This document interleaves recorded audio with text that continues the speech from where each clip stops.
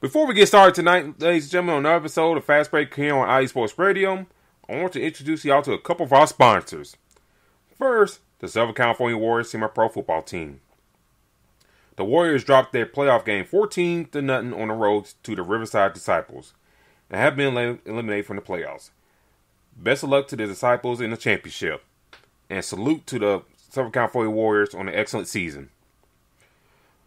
The world of semi-pro sports is unlike any other sports organizations. Players pay to play and host so many different outcomes. Whether it's getting to play, playing to get filmed to try out for professional teams, big-time colleges, or just playing to stay in shape. No matter what, all semi-pro players have one thing in common, and that's playing for the love of the game. The SoCal Warriors have been on the quest to earn titles and give players second chances since 2017. Wherever you're in Southern California or anywhere in the world, give semi-pro sports a chance if you love your sport. You may get that second chance you've been waiting for as an athlete. You can find it on social media at Twitter at SoCal Warriors, on Instagram on Southern California _Warriors, and on Facebook, Southern California Warriors. Background Check International. Are you looking to a background check for a new hire on? Let Kit Freeman take care of that for you. Kit founded as managed Background Check International since 1994, and he's here to help you with the screening process. Contact Kit and let him make the hiring process that much easier. This business is used for professional background checks and not for the use of any crime such as identity theft or any other illegal activity. You can find it on social media at Background Check International, BCI, or find it on their website, bcint.com. Now on to the show.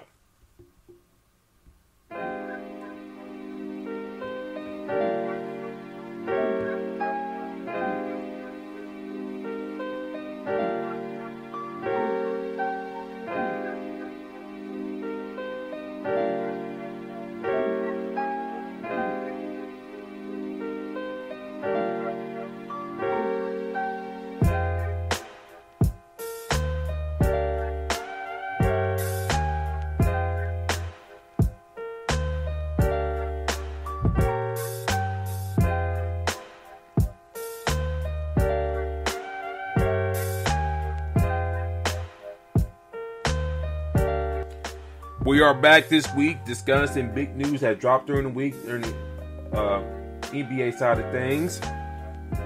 Talking about the Phoenix Suns and Robert Sarver and all the stuff that he has done over the years within the organization. Plus, can the Lakers ever find a groove with or without LeBron in the lineup?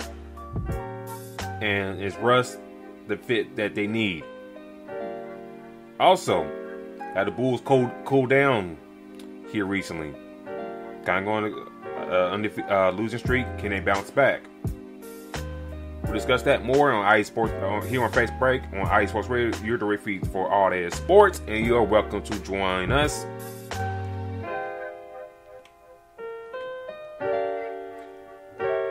Join us as you shout tonight, ladies and gentlemen. Thank you for tuning in with us on the episode of Fast Break here on IE Sports Radio.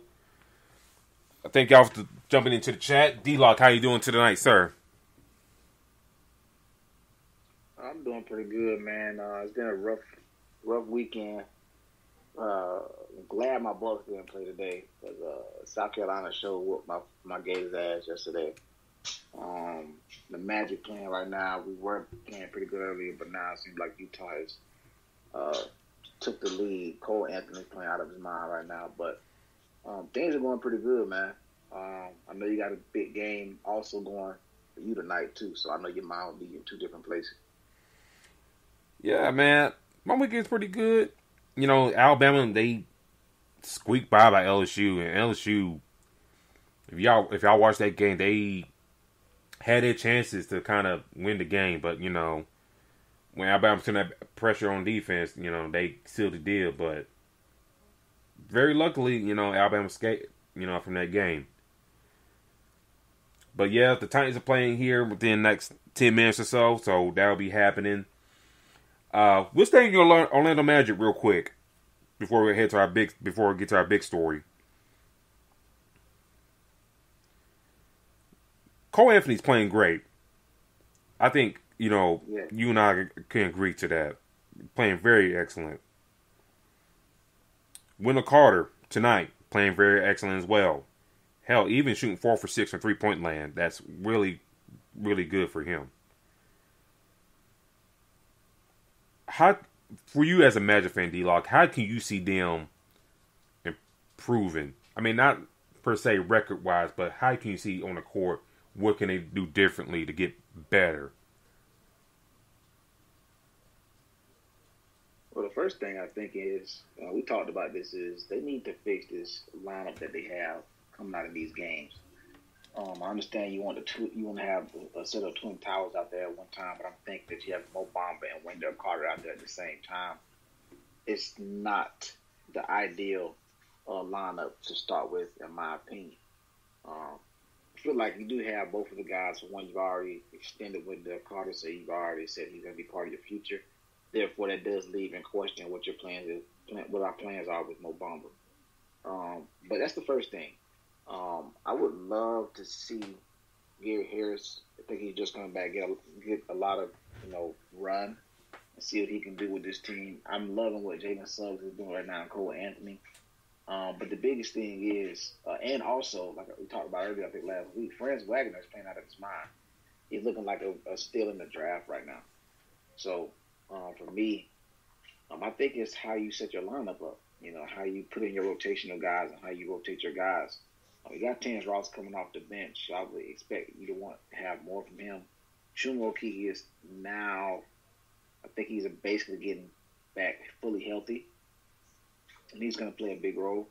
But it's the fact that you have two bigs on the court at one time. I think that's not enough space for both of these guys.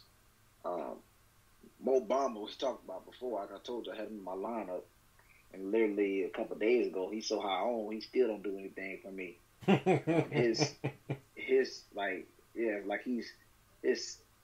He started out hot and then he just cooled off when Chuma came back.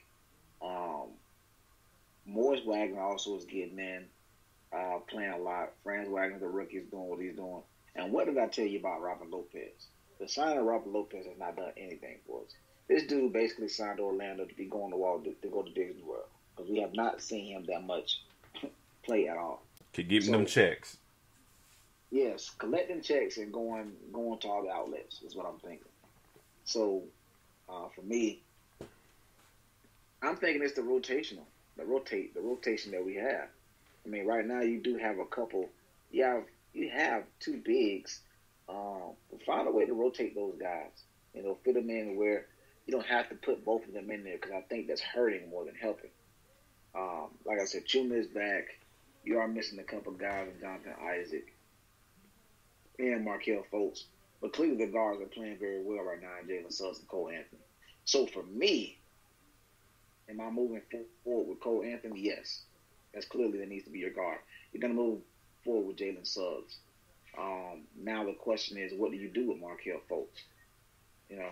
I'm loving what Franz Wagner is doing. So what are you doing with Jonathan Isaac? And you've extended him already. So now, even though these guys, you could say Jonathan Isaac is a hell of a defender, we haven't done anything with him since he's been in Orlando. So could he be a possible trade bait? That's a question that needs to be answered. And also, speaking of trade bait, Mo Bamba. Mm-hmm. Like Wendell Carter has already been locked up already. So what are we doing with showing? Are we showing, are we doing exactly what Philly wants to do with Ben Simmons by having him play? We're showing what Mo Bamba can do and then possibly trade him. That is a possibility. So his future, is up in the air right now with us, with Orlando. So for me, I'm thinking we can probably stop starting both bigs. I mean, there's not enough space on the floor for both of them, and find a better way to fix our rotation. But right now, I'm loving what Cole Anthony is looking like this year. I think, just kind of look at as a on the court thing. I think the only reason why Mo Bamba's getting the start is because I think, maybe they trying to sell high on him come trade deadline, like you mentioned. That's the only reason why he's in the starting lineup. And you should have got more playing time out of him in years past to see what you have before you traded for Wendell Carter. It's just kind of like a hustling backwards situation, which you know doing with Obama. Looking at stat line right now against the Utah Jazz, who's playing very well again in the start of the season. You mentioned Gary Harris. I think he should be seeing more time. Terrence Ross, I'm seeing his stat line 2 for 12 right now, over 6 for 3-point land.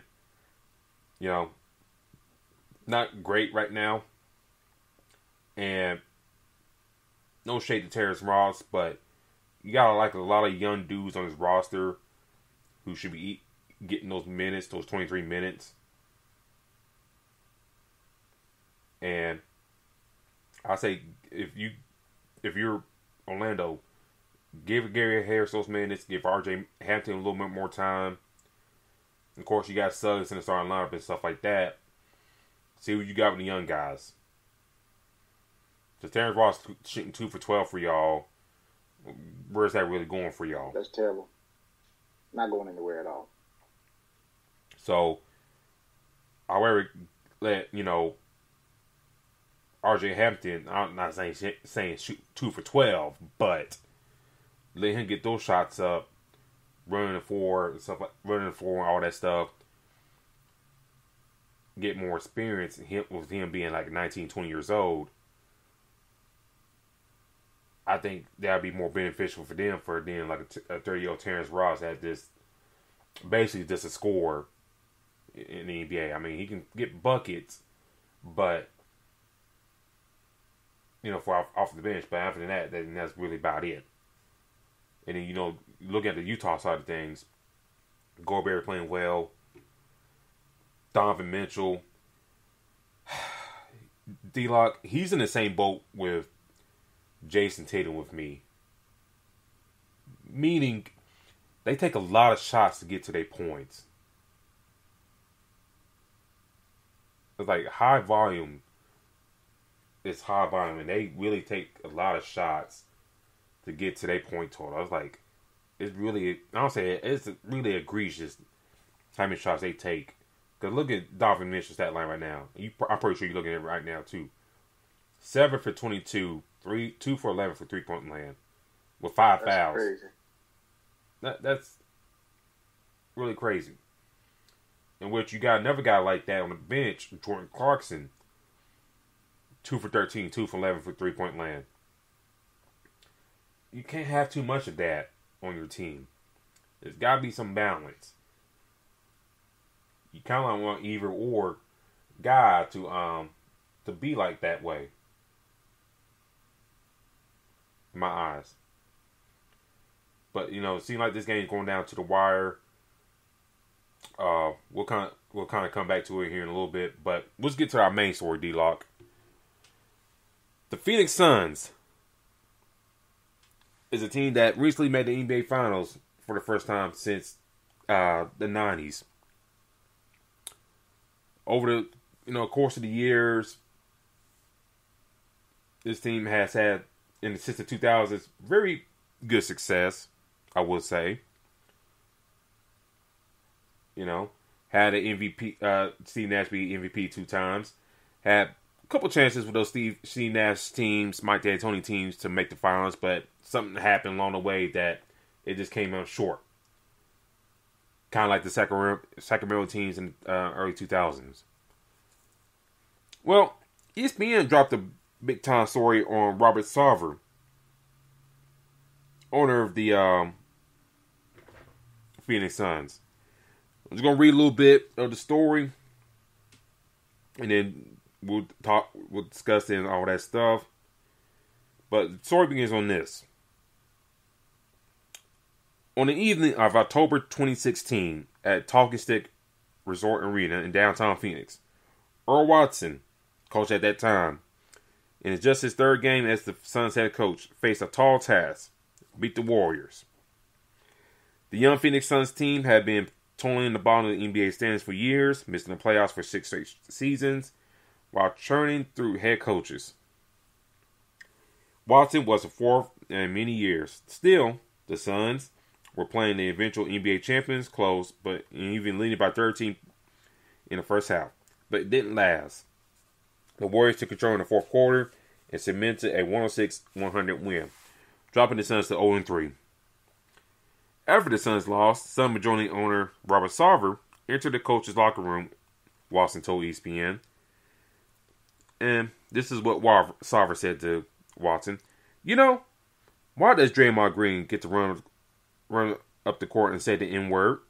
Sarver, who is white, allegedly said repeating the N-word 7 times in a row. Now, D-Lock. He feels like he should be able to do that. But hell, I tell him straight up.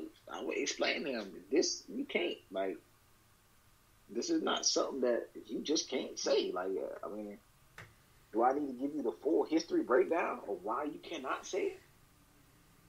You know, I really feel like the fact is, for him to ask that is like a lack of knowing his history, or purposely not acknowledging what the word meant for years. So, for me, like, I feel like being the fact that he is the boss, you know, he would be the boss. Like, he's challenging how I would feel just because he can fire me based off of my response. But for me, you know, I give him basically the whole history of why, yeah, you can't. I mean, this ain't something that you can say. I don't care how many times. First of all, I'd be like, are you seriously asking me this question? Like, I'd be thinking I'm getting punked or something, the fact that he's asking. And then clearly break it down to him in a, not necessarily in an attitude way, but kind of like a, duh, don't you supposed to know this? But for him to ask that, I would take offense to. Yeah, I was like, I read it. I was like, I think he knew why. I mean, he knows why. Let's be real about that. I mean, he knows why. I was thinking, you know, I guess maybe he hired Earl. Maybe Earl kind of like cave in and kind of, you know, let it slide or something like that. Being that that's his first NBA head coaching job. I don't know. It's just like, come on, dog. What we doing here? And Watson replied back to Mr. Sarver, you can't say that, Watson. You can't say that. Watson, who is black and Hispanic, told Sarver. And why? Sarver replied. Draymond says the N-word. You can't effing say that, Watson said again. So, I guess just because Draymond ran up and down the court and said it, I don't know if he want to say around the other players. We don't know, allegedly that he used it behind closed doors whenever no other minorities are around. But it's kind of crazy that, you can't say that to your locker room that's basically filled with mostly black players. You can't do that.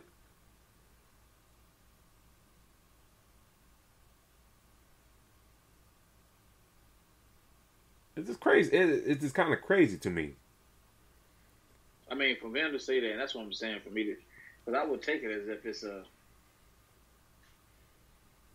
he's not a 10-year-old or a 5-year-old. You know how kids just ask questions. They get in that phase where they're asking questions, or why this, why that, why this, why that. They don't know. They're just asking. He's not a 5 or 10-year-old, so, he's an owner. He knows the history. He knows what's going on right now, in the world that we're living in right now. So for you to ask that question makes me feel as if It's kind of like a smart ass remark, kind of like you're trying to, kind of you're trying to like poke the bear in a sense. Like that's something that you can't, you know the answer to that question, man. Like why even bring that up? Like it's a like I'm saying this because I'm the owner and I know that I can fire you based off what you say or I have control over you. So yeah, I ask you this and I want this answer from you. Kind of a kiss ass answer. So for me, and that type of stuff that you ask a question like that, that's worth me having to basically lose my job over. Yeah. Like I'd have to respond to the fact that you will want to fire me because that kind of question is just like, have you been living under a rock or is it serious? So that kind of stuff, man. It's mind blowing for me to hear that, and now I really wouldn't. That's one of the questions or words that you would literally be ready to just go crazy over. Man, let's continue on this story. The anecdote offers a glimpse into conduct that sources told ESPN. Sarver has often exhibited since buying the Suns in 2004. Interviews with more than 70 former and current Sun employees throughout Sarver's 17-year tenure describe a toxic, sometimes hostile workplace under Sarver. Some told ESPN that he had used racially insensitive language, repeating the office. Employees recounted conduct they felt was inappropriate and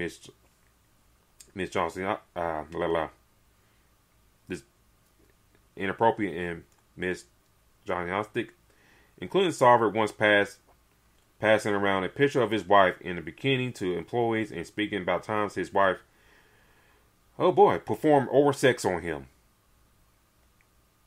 Some said the longtime owner fostered an environment which employees felt they were his property, even once asking one woman whether he owned her to determine where she worked for the Suns. The level of misogyny and racism beyond the pale, one Suns co-owner said about Sarver. It's embarrassing as an owner.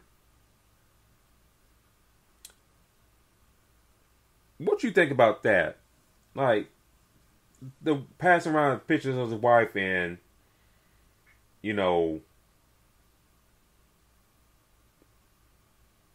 and this kind of like you mentioned, he's trying to just get reaction for people for, I guess, his own perverse pleasure. Won't you agree with that? So for me, like I said earlier, and I did read a little bit of it, but just even more hearing deeper of how this man was really moving. Like he's moving he's an owner, he's just moving like he has full control of everything that's going on. And he doesn't care about any response by people. Also basically making it seem as if, okay, if you act a specific way, I can fire you on the spot. Like, to me, you have close friendships with people you work with. You know them. You have pretty solid conversations with them, whatever. But some things are just don't need to be talked about or brought up, or to that knowledge. The fact that he clearly showing pictures of his wife and talk about the experiences that they had, like. I'm not sure if anybody would ask for that information. Or if they were asking, well, why don't you tell me about this? If anything, for the most part, a lot of people get offended, if anybody is talking about their significant other. He's doing the exact opposite. He's bringing it to light. He's talking about it. So, it sounds a level of comfort that he's having. What I mean by comfort, like he feels like he's the owner. He can do whatever he wants. He can treat anybody how he wants. He can say whatever he wants. Now we all know there's a limit to that, but this makes it very uncomfortable for a lot of people to work for somebody that acts like this. So for me, I don't even know like how would I feel in that type of scenario. That kind of stuff, I'm pretty sure, gets you in a situation where you could retire. Oh, not retire. I'm sorry, not retire. You can quit. But if you quit, clearly you're not gonna, be working or getting any unemployment. So, for me, that stuff is way inappropriate and definitely would have been filed. And now it's all coming to light. Like, it seems like, it even started with Donald Sterling. Like, we're hearing that these owners are just acting crazy, man. They have a sense of control, and they just feel like they can do whatever and say whatever they want. So, at first, a lot of people think that, you give all these people opportunities and all this other good stuff. They're great people, but behind closed doors, clearly we see that it's something totally different. Like, come on, dude, you literally over here talking about pictures, like showing pictures of your wife. Yeah, man. I mean, even, bringing on Donald Sterling, even, before, internet and stuff like that became more available, you always hear about him being, a POS. There's always, stories that come out about him by being a POS. Even with Sarver, ever since he took over that team. I mentioned that to you over offline. I mean, off the air, outside the show. You kind of hear little sprinklings and stuff about Sarver, here and there. But, we'll dig more to this article real quick. Here's this part. Said a former Suns basketball executive, there's literally nothing you can tell me about him from a misogynistic or racial standpoint that would surprise me. That sounds like a mean formerly from ESPN. That sounds like him because I saw Amino Hassan. Heard some of his interview that he did with Dan Lebertard the other day, and when he just discussed about the story, D-Lock is like when he read it, some things, because he was there for the Suns for a long time, for a little bit. Some things didn't surprise him. Some things, he kind of heard rumors of. And then the third thing, he said, "Oh, I didn't know that happened." So that sounds like his part right there. Through his legal team, Sarver denied using racial insensitive language. I've never called anyone or any group of people the N-word, or referred to anyone in any group by the N-word, either verbally or in writing. I don't use that word.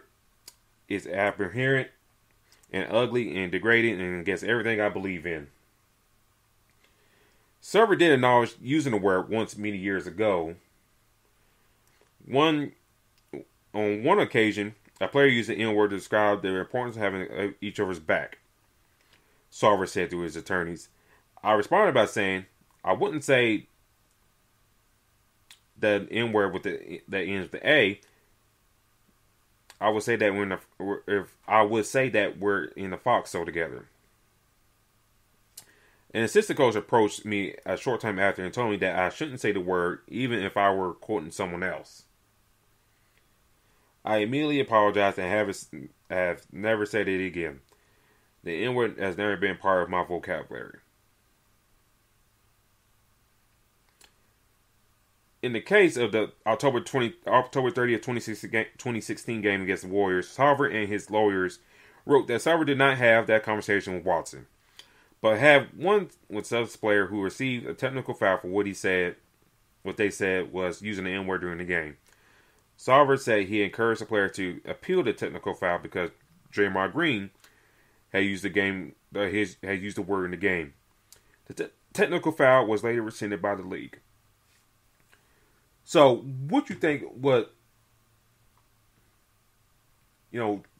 saying what excuse me, what Earl Watson said to ESPN compared then to what Sarver's saying to his attorneys. Is he trying to save face and try and keep his team in your That's eyes? what it sounds like. I mean, to me, not only that, he doesn't want to sell the franchise or have to. Clearly, he's looking at the opportunity to keep his organization. I mean, we're talking about a team that was just at the NBA Finals last year. You know what I'm saying? And also the opportunity to possibly be in contention to go back. They got a bunch of good young players that can help. I'm pretty sure they got a nice little, what's the word I'm looking for? Momentum going forward into this year so far already. So they have that. But for me, I feel like he doesn't want to lose out on this opportunity that he has. So, of course, he's trying to protect himself and say that this is not what he would say, and there's no way that will come out of his mouth. But I'm not believing that at all. Like, to ask the question, dude is already showing pictures of his wife, to other workers around the organization. Like, with me right now, anything goes with this guy. You never know what he has said, but I'm pretty sure he said more than he's already asked about.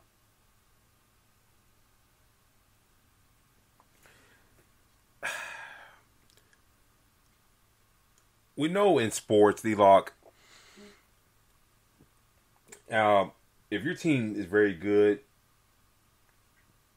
you can stand to make good money for years on end.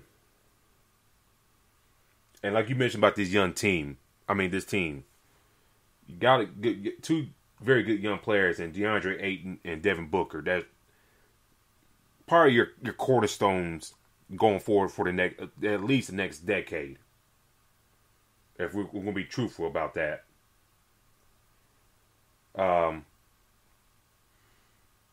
So in his eyes, like, I don't want to give that up.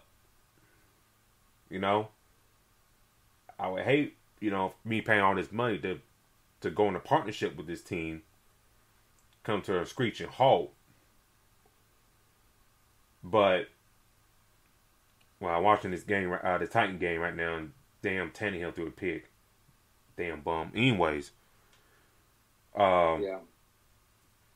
But like we talked before we got on the air, you gotta be smarter than that. You gotta think what you say is not gonna come back and bite you in the ass. And you can't say stuff like this and then do other things and not think it's gonna catch up to you. Kind of like, the report about the Dallas Mavericks and stuff like that. Things going on there. You gotta know as an owner what you're doing and what you say travels back and stuff like that. The players come and go, but as long as you're alive on this earth, you're kind of like the face of the team. You're there. You're not gonna sell off your pro sports team. It's kind of like I don't want to say like a hobby, but it's like kind of like a thing you keep up with, a thing that's kind of like a sustainable thing in your life. Oh, get them! But it's just like, can these rich owners, wealthy owners, be smarter than that? I don't think they can. I don't think they can help themselves. They felt like that, they can get away in one workplace where they come from and try and get away from here. And the Players League, you can't get away with that for so long.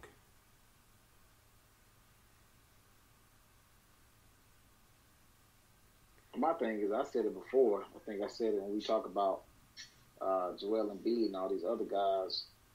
I think Joel Embiid and Doc Rivers, they do these interviews, and they just act like they've never been told how to go about their interview, or what to say on camera, what to say around people, because it's going to be documented. It's the same thing as far as posting anything on social media. It's the same thing as what you say.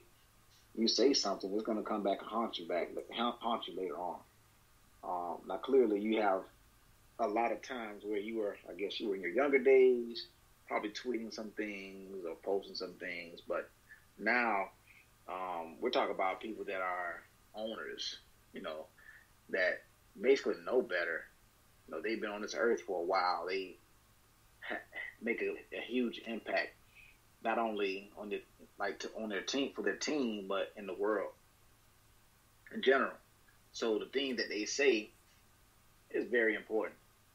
So right now, like I said, to ask that question or to say a couple things, like the even video with Donald Sterling, like you can't come back from that. Like that stuff is over with. Like once you say some stuff like that and it's recorded or it's being put out there, or you ask some of these questions, you leave a lot of people in question. And now, like I said, all the Phoenix Suns players, I'm pretty sure you've seen their interviews, how Devin Booker felt about it, how the head coach felt about it, how Chris Paul felt about it. A lot of these things they did not have any idea about, and now it's being brought to their attention. It's raising their eyebrows, and they're taking an approach towards it. So, for me, now he's trying to backtrack. Now he's trying to say he wouldn't say anything like that, but you've already asked the question of why you can't say something like that openly, basically. So, and this would never change. But in the future, we're going to hear somebody else say something that doesn't make any sense or that they didn't think about and want to apologize for later on. It just now being the fact that this owner is saying this stuff and doing this stuff sharing you and your wife's experiences and all that stuff, that's not a good look, man. That doesn't look good at all. Why do rich people do that, with the wives thing? They do that type of stuff, I don't know. This is... Yeah, that kind of stuff, but, I understand if you have, friends that you're close to,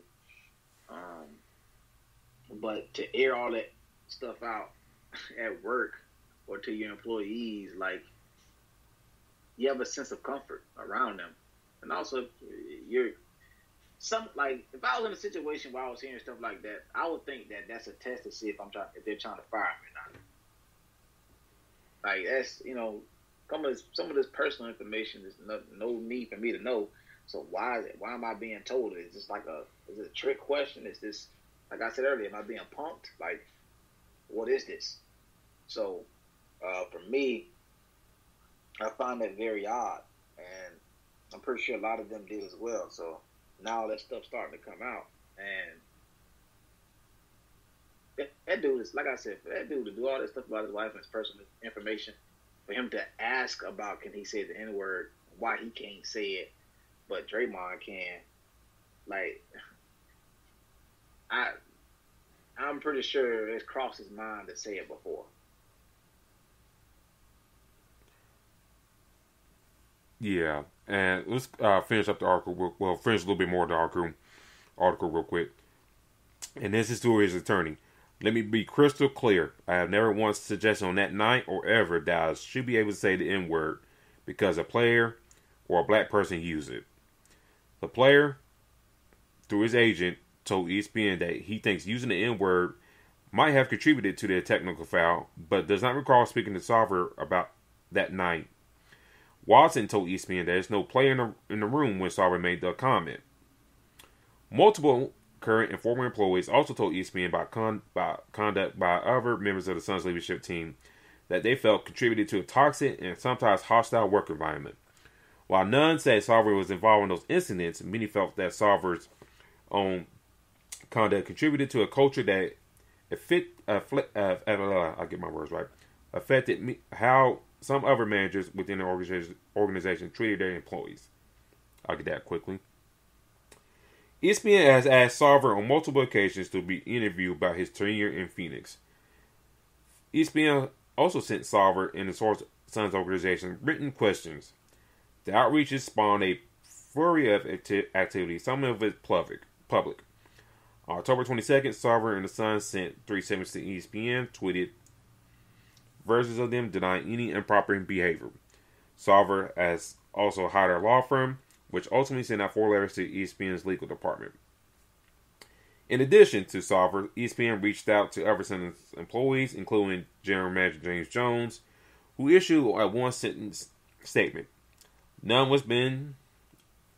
of what's been said describes the Robert Sarver I know, respect, and like. It just doesn't. James Rowley, president and CEO of the Suns, defended Sarver. This story is completely outrageous and false. It doesn't represent at all the Robert Sarver I worked alongside for 15 years. He is not a racist and he's not a sexist.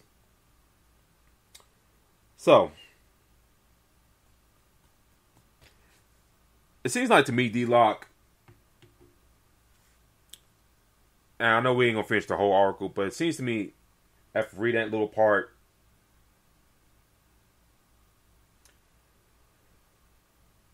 how can I put it? I guess people are really tired of him and one trying to find a way to get him gone. Do you agree with that? Like, kind of like tired of the environment, and we kind of see it in today, like in current time today. Yeah. How I get that.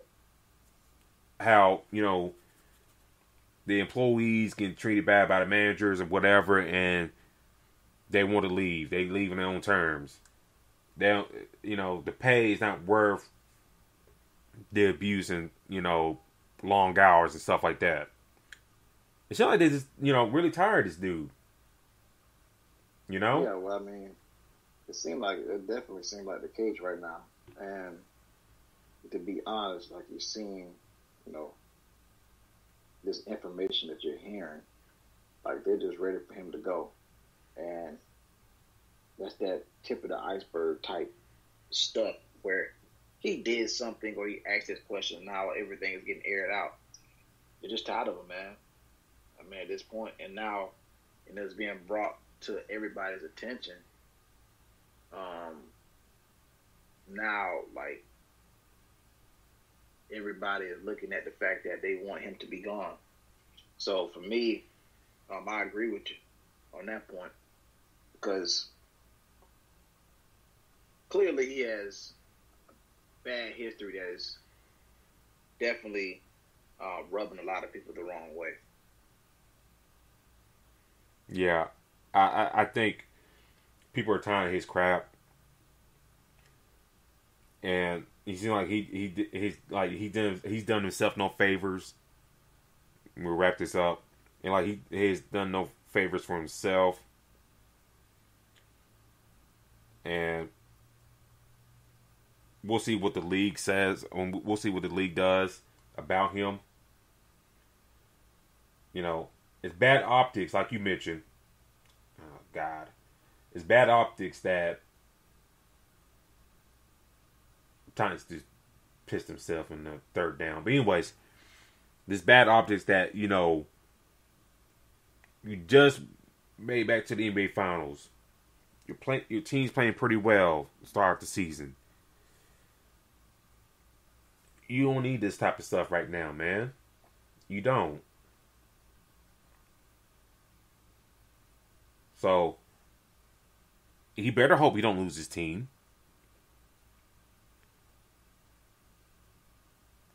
He better hope not. We'll see what happens, but what do you think will happen after this investigation? Does he lose his share of the team? Does he get? I'm pretty sure a fine and suspension happens. Do you see a fine and suspicion happen in your eyes? Well, my thing is, I think we have. I said earlier about the tip of the iceberg. I feel like there's more to this story. I think more investigation, we might find out more. So it's like if we find out more information, this dude might be in a lot more trouble than we can assume right now. So, like I said, I think that he put his foot in his mouth, and now it's about to get exposed for a lot more stuff. So, for me, I think fine and suspension is guaranteed already because of what has already happened in the past. But I think there could be a lot more lining up depending on what else they find out. Yeah. I mean, we'll see, the ramifications of it and all that. So, but I was like, damn, dude. Am I surprised? No, not really. These stories kind of come out every so often about these owners in all these professional leagues. So it is. I mean, we'll see what happens with the league, and we'll just go from there. But I do want to talk about this team here, D-Lock. And we talked about them a little off the air.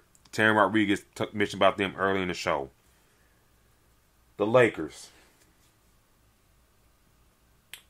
Can they find a groove at all this season with this group of players? Or it's going to be a constant struggle back and forth throughout the year with this team? I mean, for me, it seemed like I said before this, I feel like they're waiting on. They're trying to see what LeBron get in on the consistent how this is gonna work. To be honest, bro, I don't know how long Russ stays. We were just talking about it before we got on air about how bad that loss against Portland looked. It looks like that and the OKC one. OKC, as we know, has 2 wins this season, and both are against the Lakers. So, can they get it together? They possibly can. Now, the good news is they're missing so many players that's going to play a huge part. And LeBron, and Trevor Ariza, and Kendrick Nunn.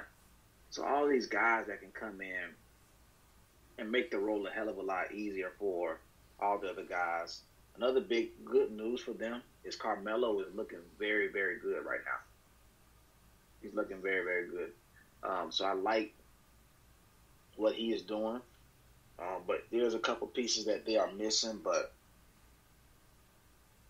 I don't know how long they can continue to miss a couple of these games or lose a few of these type of games and be ready later on down the season. I just don't think that's possible. I think at some point they need to get the ball rolling, even without LeBron. We talked about AD, leaving the game early with a stomach bug. So right now, for one, we know what Russ is, and it's getting so bad now that we're starting to hear Frank Vogel getting the blame for some of these losses. So hopefully this group can get it together. I just feel like, when they get that full crew, maybe we see a little different, but let's not think that Russ is going to be a different player when they come back. Russ is going to be Russ regardless. It's just at this point, you would hope that the other players come in, they can kind of balance off of Russ. Bron can take control and be the leader that he is. So it's going to be very, very interesting to see how that plays out once everybody comes together. And I think that's when we'll really know what this team can do moving forward. But it's hard to say right now, especially with so many pieces missing. And you clearly see Russ averaging 6 or 7 turnovers a game. Yeah. And also, what makes it worse, but what makes it worse is this dude is turning the ball over at the worst moments. Mm-hmm. At the worst moments. And, shout out to the founder, Larry B, in the chat. Shout out to Terry Rodriguez in the chat. Like Larry said, they're playing like crap.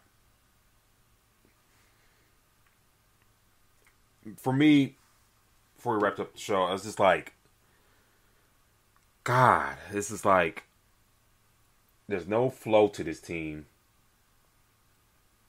They kind of all over the place. The lineup they have for the, for the Trailblazers, whereas like Westbrook, Bradley, Jordan, Bazemore, and Davis, and then like we mentioned, Davis went out for a stomach bug. Carmelo Anthony has really saved this team early on in the season. He really has. His scoring off the bench has saved the Lakers from a deeper hole.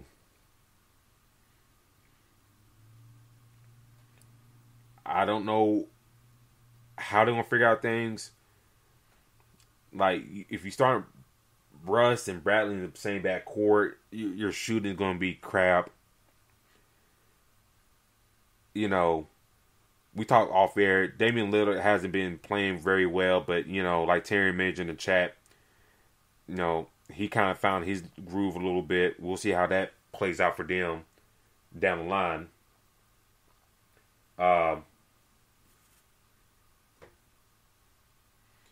And like Larry mentioned in the chat, they're irritating to watch. It's hard to watch them.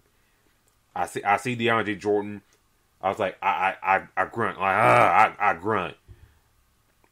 I roll my eyes back in the head like the Undertaker. I was like, oh, get him the court. I'm tired of looking at him. What purpose do we need him?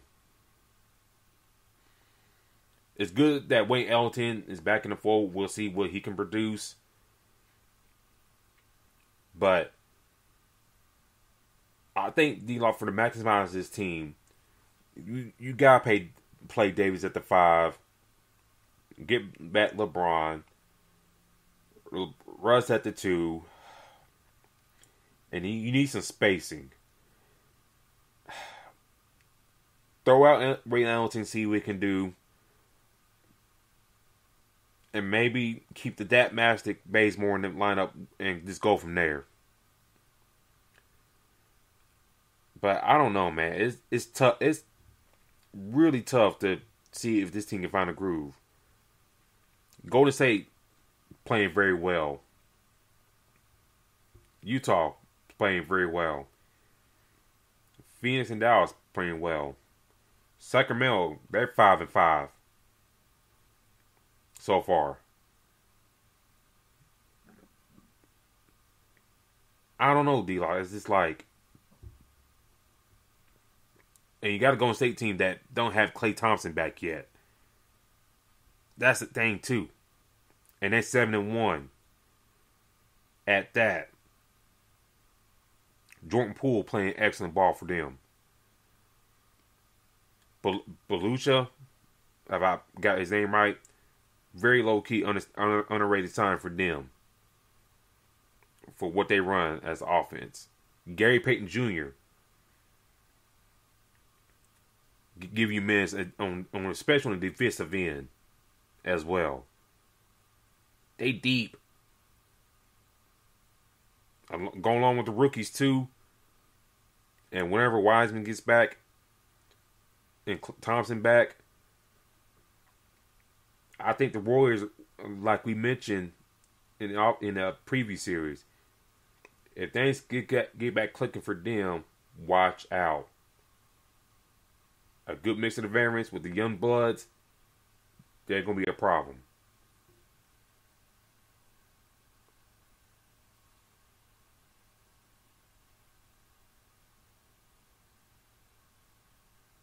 Yeah, for me, it just, like I said, I feel like it's gonna be a toss up to see how this works. And then the season is so, it seems like the season is moving by slow. It's kind of going by pretty fast too. So when you have teams that are making their moves, kind of getting their wins early, like you said.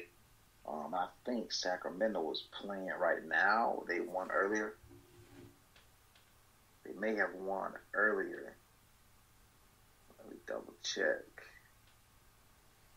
Yeah, Sacramento. They actually lost earlier to the Pacers. They lost by 3. So they're 5-5 now.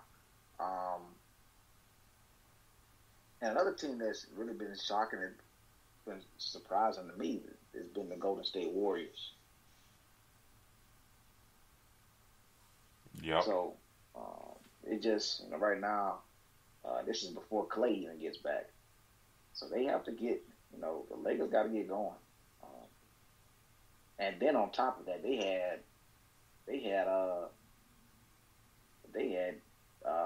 Damian Lillard looking like he and looking the best he's ever looked all season long yesterday. So team got a lot of questions they got to fix, man. A question that need to be answered. You can't drop that.